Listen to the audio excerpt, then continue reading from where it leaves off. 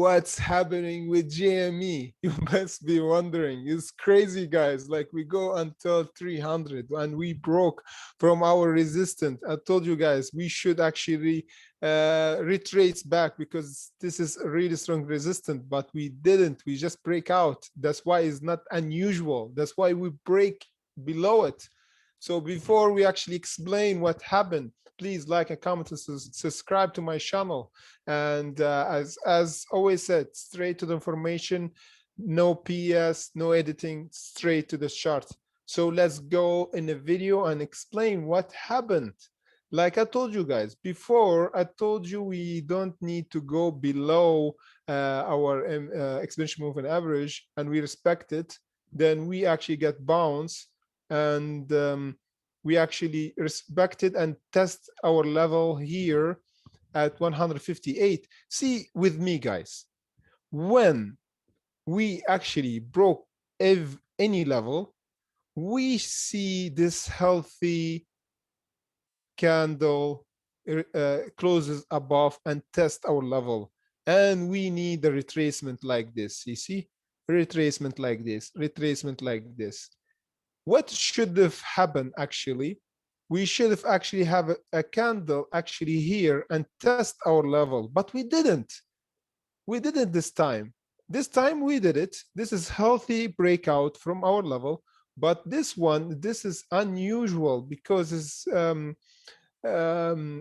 driven by hype and people feel FOMO and just jumped because pre-market GameStop was 30% up and it was crazy. The only stock is like went that crazy like that that gap, and it never retraced back because all the markets went up today, then retraced back down a bit, and GameStop keep going and going and going. It's crazy.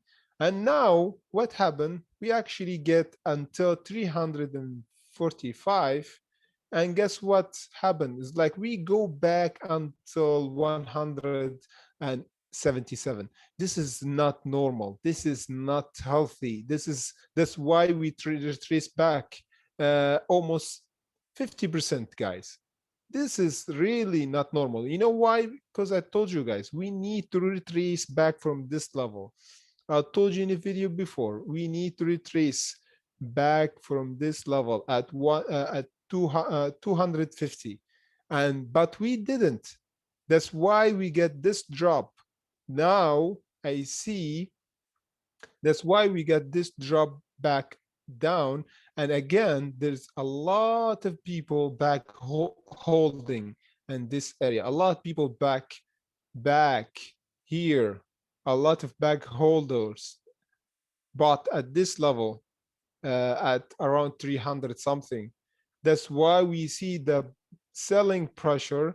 A lot of people can wait to get out from their position. That's why it sell off really fast, and that's why we see sell off of 50%. But now we see a buying pressure, and we see this wick, and now we see a buying pressure again coming up, and this is really good because we got this buying pressure, and we got it really fast. That means there's a lot of volume actually. Let's check the volume actually.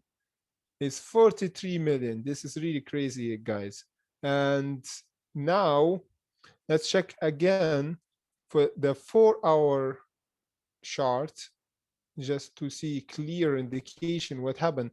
Look with me, guys. This is a really not healthy candle, indecision candle. Like we have a big wick up and big wick down, and we don't have a body for the candle. This is really not good, and you don't want to see it in any market because this is mean there is a buyer and seller, and the price actually they deal with is around here. Like I told you, at 250, at 260, this is really important level, and I told you we should retrace back from it in a healthy market, but we didn't until we get parabolic. This is really not healthy because a lot of people feel FOMO, and this is actually that's why we get big rejection up, because people actually get hyped and bought at the top. Then there's a lot of holders and back holders, and a lot of people actually bought at the top. That's why they sell, and the price actually went down to until 177. Then there's a lot of people got in again because they thought is really good price, because yeah, this is level is really nice at 166, because we actually trace from it. That's why we got the big jump again.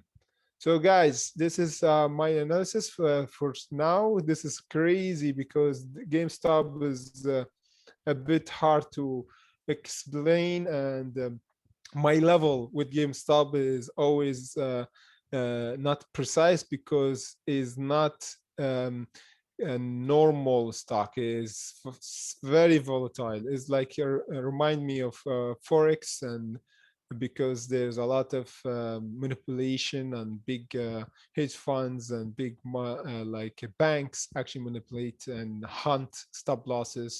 And it's really crazy because you can actually make sense, and you can make a stop loss, because your stop loss would be hunted. And if you don't put your stop loss in Forex, is because it's you trade with margin. So it's like you trade at least in European market is 1 to 30, is mean if you have 1,000, you actually have the leverage of 30,000. And imagine if you just you don't put a stop loss, and the market went down even just 10%. This is 10% of 30,000, not 1,000. This is crazy. So you lose 300 from your capital. So yeah, Forex is crazy. This actually remind me of Forex, and now GameStop is like make crazy, and 50% up and down is like 100%, almost 100% up, then 50% down. So guys, always trade without FOMO. Try to control your emotion. Try to actually define yourself. Are you a holder of GameStop? Are you just yellowing? What you actually doing? Because GameStop is really bad if you think about it.